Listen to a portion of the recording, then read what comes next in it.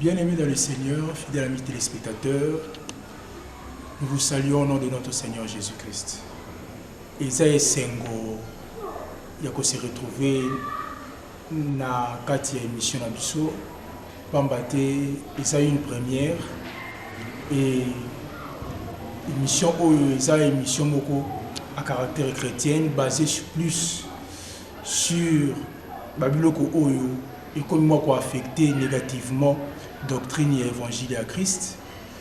Yango na thème nango déjà trop comprendre de quoi il s'agit. Torobi yango to intitulé yango mon peuple ne sera plus jamais dans la confusion. Et automatiquement tous ceux qui ont idée quelle sorte il va inviter to bandaro yamba pour na bino et que ça la koleka ndenge nini en fait que vous allez bénéficier ya lipamboli na nzambe o abongisi bino ndira itando na biso moke lelo to yambeli bino mutu moko pe to mito traiter sujet moko o eza sujet moko très capital oyo et comme ko bama mo mingi sujet ngo eza l'église dite anglophone lelo yo moi to comme na ba appellation mo ebele biso to yeba que église eza ka moko o eza église ya Jésus-Christ.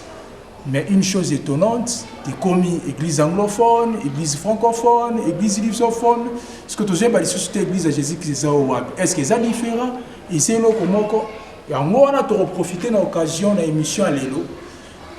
Tout le monde partage, on a invité na biso oyo, to sepela qui pour azala pe na milieu wana o eza dit anglophone, to sana l'élo ana milieu o eza lusophone, yende a ko permettre biso tomeka moi ko sala un peu éclairer na makambo oyo yango sans plus tarder tukoyamba inviter na biso na kombo ya pasteur Guilain Leuka Sébastien et na yende ndenge na hotel koloba tuko partager na moi temps on nzamba ko disposer pour na biso moi ba question oyo comme moi ko mema ba trou noir ba penser à ba tout concernant l'église dite anglophone. Et merci beaucoup journaliste. Nabengam na kombo ya révérend pasteur Leuka Sébastien nazo kamba ministère Voici l'homme Christ précisément nazo kamba na ngola mobimba nazo la représentant légal branche Zaibele précisément ngai na 7 nazali na Petango justement na veni ba message benga veni Papa Wemba entre en direction antenne na direction ya Excalaboka. Nous avons juste une mon église, Kumbo, Voici l'homme Christ. Ok.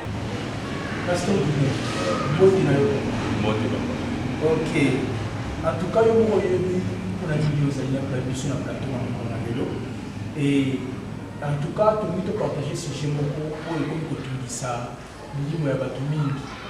Comme on dirait, moi, concurrence, moi, mine, pendant que Paul a zolo va quitter, l'église, il y a eu ces accueils aux à la juif, aux à la grec, aux à la nana.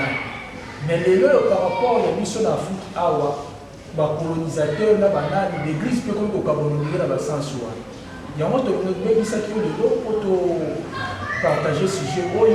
Le peuple de Dieu va vraiment édifier, puis va un peu éclairci la réalité, où les autres passés, toute la vérité, où les autres cas, et il y a des alors, pasteur dit, les loyaux, tu peux remarquer que l'église y a surtout Zoé Baté, ils ont la dénomination, ils ont la zone où soit ils ont la rapidité au Cameroun. Parce que le phénomène, il y a l'église lusophone, l'église anglophone, l'église islamique, tout est écouté. Au juste, ils ont mine en fait. Donc il faut comprendre les mines dans ma campagne, parce que le phénomène, il y a l'église dite anglophone, lusophone, ainsi de suite. Vraiment. Merci beaucoup. Tant que nous avons l'église, nous avons l'église anglophone, l'église francophone, l'église lusophone. Alors, à vrai dire, et ça justement, quand on parle de francophone, nous avons un pays qui est colonisé en français. L'église, on a habitué dans la langue française. Les lusophones, on est habitué dans la langue portugaise. Les anglophones, on est colonisé dans la langue anglaise. Mais différence est par rapport à la mentalité. Mais na zungolu ya kufanda na ba pays ya tous les trois langues wana. D'abord na fandi na pays francophone et na moni habitude parce que na poli na francophone et na ko apprendre makambo nzambe na anglophone. Na prendre peu façon na bango et maintenant naza siko na ba lusophone. Et c'est-à-dire na moni nde e fandi mingi na ba caractère. On comprend que les francophones ont un caractère lié à la forme na bango. Et par rapport au képé na anglophone, au coup de anglophone, bazapé na ba sérieux moto ba caractère mo et fan de pas na bango. Et pas seulement na remettre à calcul ba pays presque majorité anglophone, c'est ça. Au na Ghana, au na Nigeria, au na Afrique du Sud, Namibie, on comprend des caractères anglophones et ça presque différent par rapport à caractère lusophone, autres allez awa caractère il y a francophone et l'autre ça plutôt la différence qui est ils assistent à moi. Mais à part cela l'église est l'église.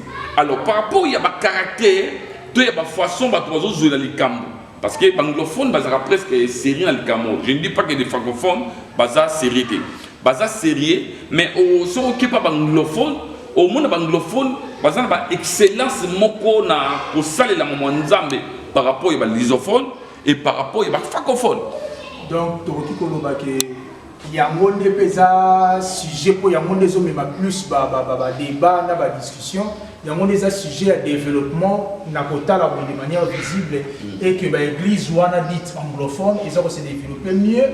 Na ba croissance za la numérique et za la spirituelle contrairement à l'église où ba zone mususu wana oyebi anglophone azana façon moko de vivre na ye ko bana mentalité na ye c'est-à-dire ceux qui aucun na monde ya anglophone so kuti un pasteur azali pasteur ou comprendre que asala tous ces efforts à se donner afin qu'après ça succès na qui pastoral là ce que kuti mutaza nganga et pas anglophone c'est-à-dire s'il faut kuta na diable pour après ça succès na ki nganga na au salaire c'est-à-dire problème yali et pas une biso ba francophone to ba lusophone moi sérieux wana tozaka na mopenda comme qualité.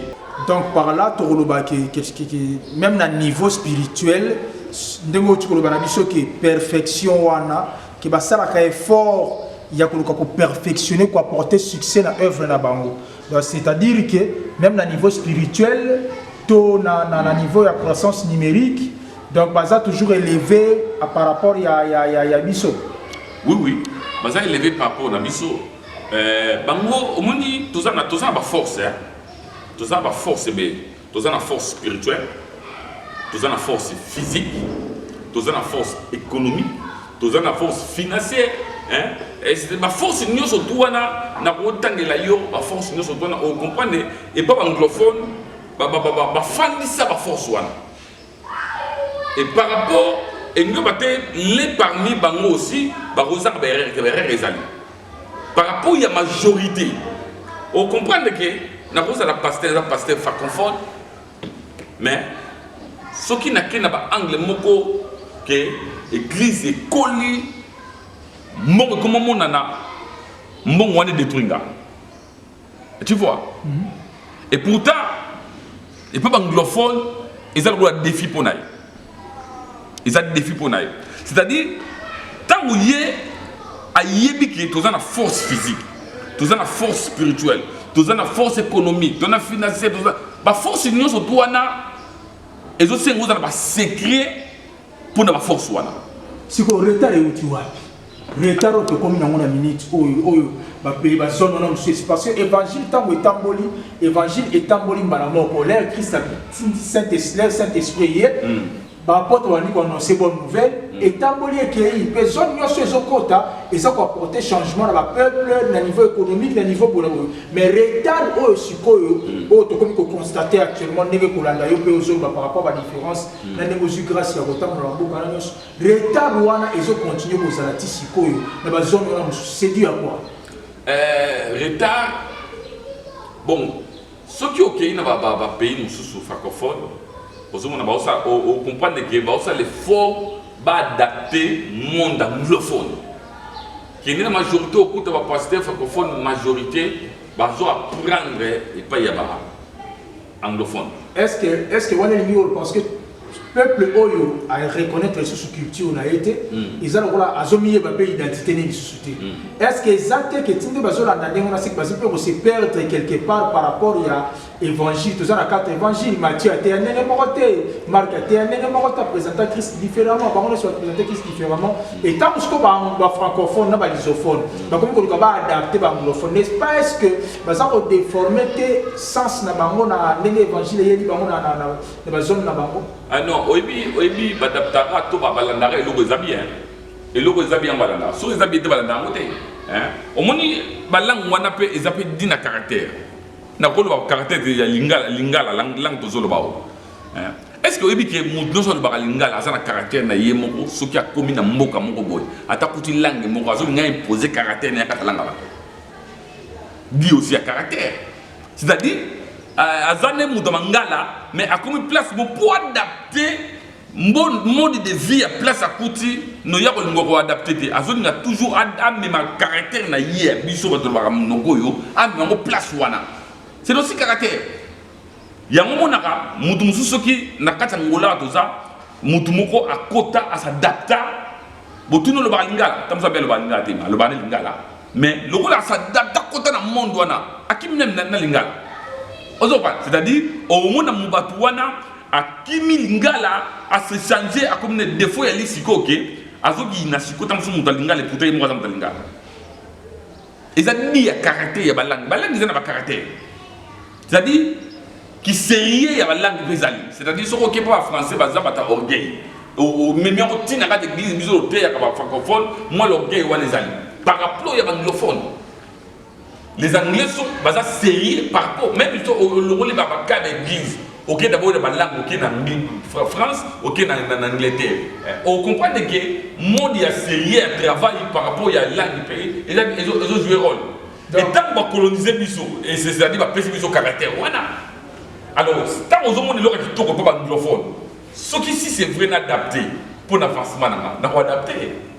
Donc, retard toujours remarqué, ils ont lié kaka, le caractère, la nature, l'origine, juste là, c'est ça. Fidèles amis téléspectateurs, vous allez koyoka, ndenge mosali nanzamba, vous allez continuer à développer. Awa, donc yo oyo, aux un caractère oyo, eza ko sala ke, eza ko handicapé soit ministère là, yo soit musala na yo, mais quand on sait l'effort ou adapté, o eza malam. Siko, ce que zandengwana papa nangai, siko secret na bango ezani.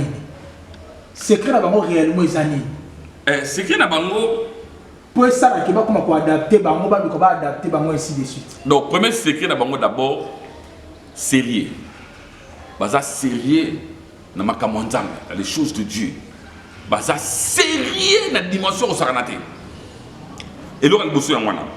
Deuxième baza sérieux na administration. Niveau administratif na bango ils appellent posé.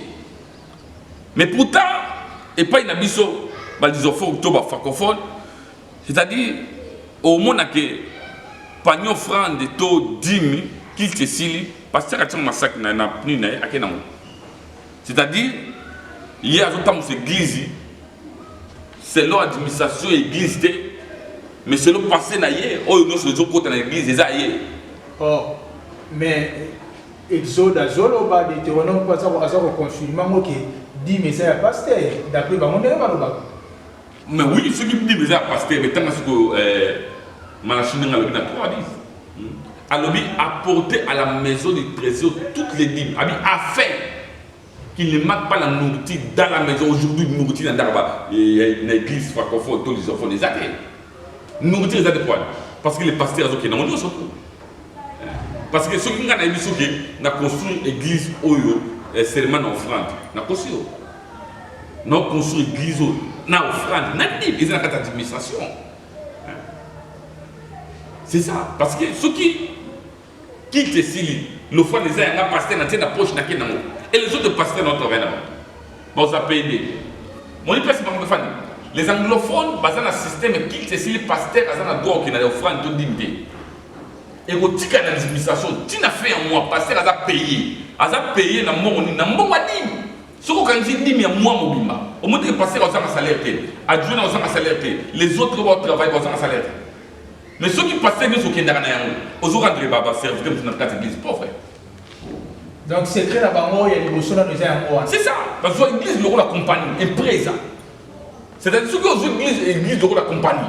Ce qui veut dire, nous avons la compagnie, ils ont un directeur, ils ont un diacre, mais regardez les diacres, qu'est-ce qu'ils font?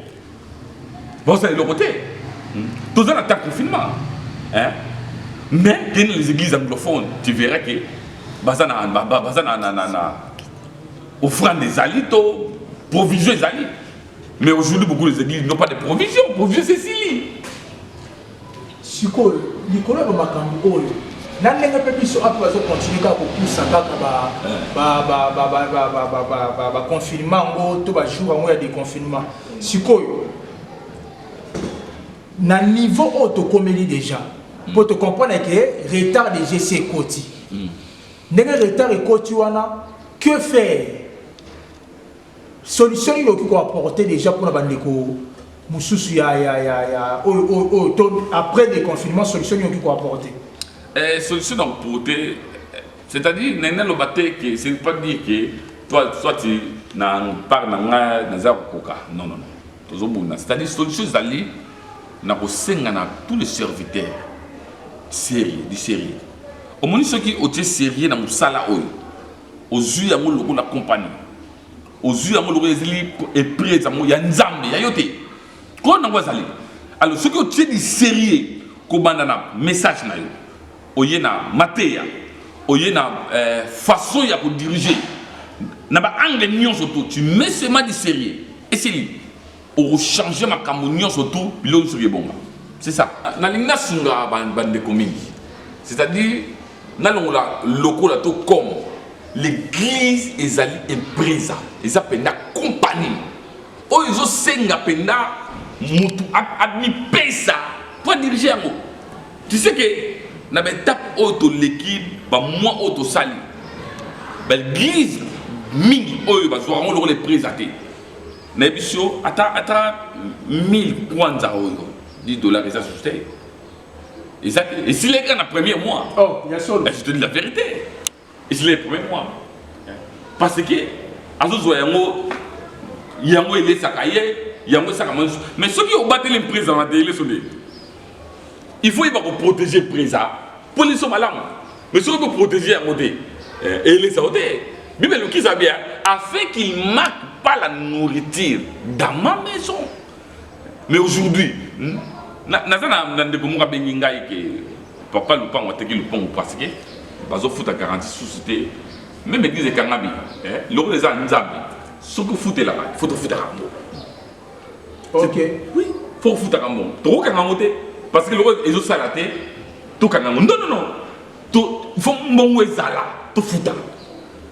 Tout foot. Parce que quand on a yoté, ils ont idée. Quand on a sali. Alors faut Christement le bien, nous avons géré misala et papa nanga. Les affaires de mon père. Alors bisous plutôt gérer les affaires ya père. Il faut gérer un mot bien. C'est ça. Le problème de ça n'a pas anglophone, yamana. Anglophone va dire que gérer l'église.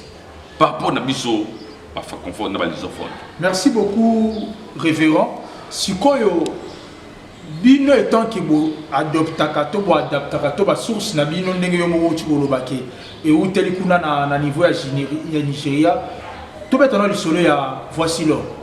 Yo étant que représentant ya voici l'homme en Angola ministry ndenge ni bozali ko évoluer ndenge ni bozali ko s'organiser par rapport ya temps au ya confinement surtout na biso il va payer la mission pour les isophones.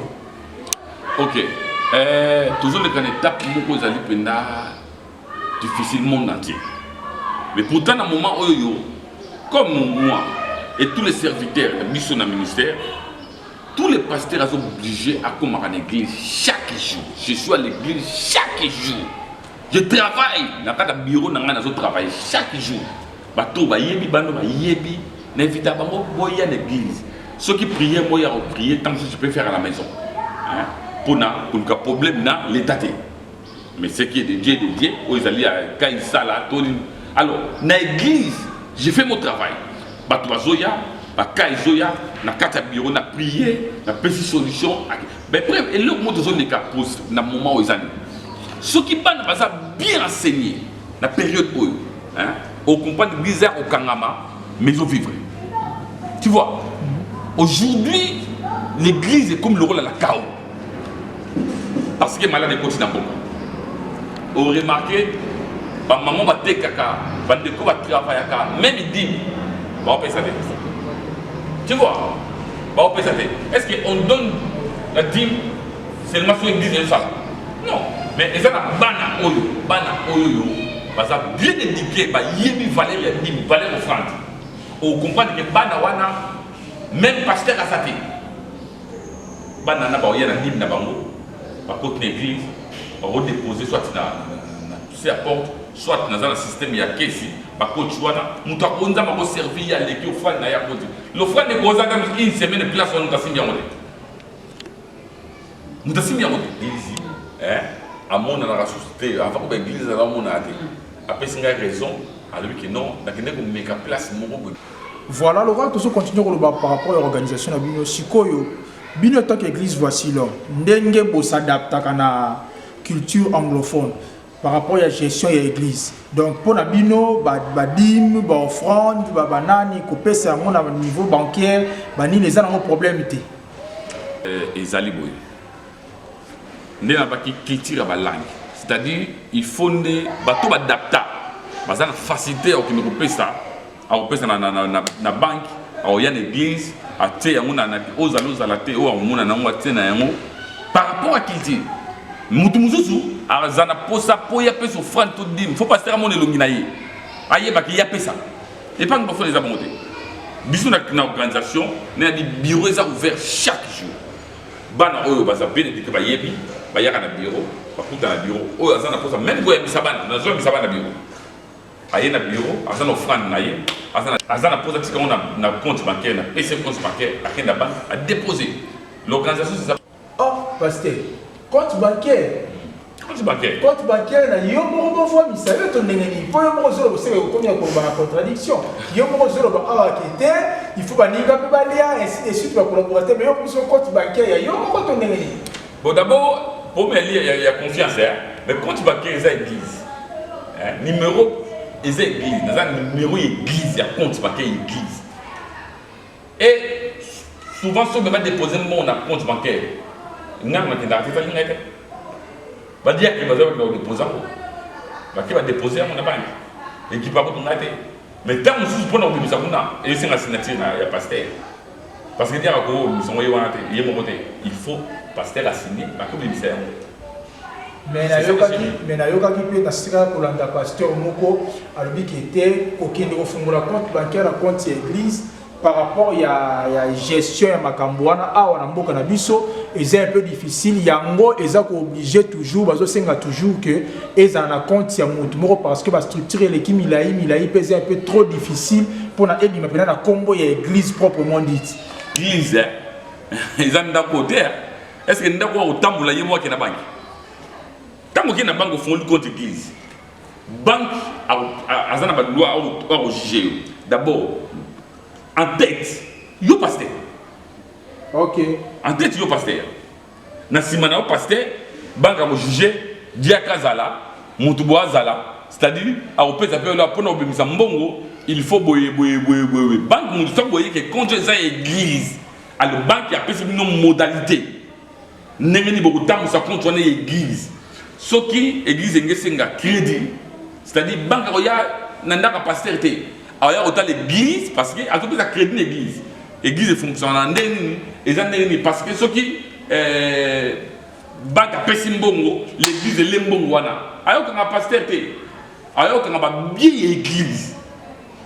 Tu vois?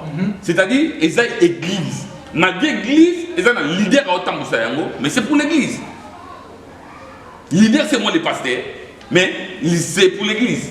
En tout cas, fidèles amis téléspectateurs, biloko malamu ewumelaka te tokomi presque na suka ya émission na biso. Et un mot de la fin, pasteur, par rapport à l'émission, par rapport à sujet na biso. Et je ne sais pas ce qui bambo te pesali, un geste d'encouragement pour la bande comme sous. Merci beaucoup pour na ça. Nous sommes dans l'église de Dieu. Période où nous passé, c'est très difficile. Nous avons besoin de ça. Il y a offrande dans une église de donner toujours l'offrande. Azana posa ya ba action na yo. Azana posa ya dim na yo. Parce que dim ça par rapport à l'église fonctionnalité. Faites le lengo mesana ko sala. Sala ya. Inzamba ko pambola vie na yo. Moment ozo leka, ezo senga ozana ba vie à prière. Luka ba sala nzembe bureau za polele, qui n'est pas pasteur na yo. Problème ezali sur tout nyoso ala ninga et je déclare que Dieu te bénisse. À bénir yo besoin nyoso zanango. Pour ça, nous avons pesa yo fanda ki pour na besoin temps yo kabiso. Tika nzambe na ngai a bénir yo, na bénir ba serviteur de nyonso bana notre église au bazu temps ya kolanda biso, nzambe apambola biso par le nom puissant de Jésus-Christ. Nous voici à la fin de notre émission Tokomi na suka et tozo saluer équipe technique nyonso, entre autres Vache Kombala, tozo mona Jocelyne Mounou. En tout cas, merci Nabilo Nyos Obolandi Biso et tu dans la prochaine émission pour développer le sujet édificatif et édifiante pour Nabino. En tout cas, merci beaucoup Nzambe Apambolabino.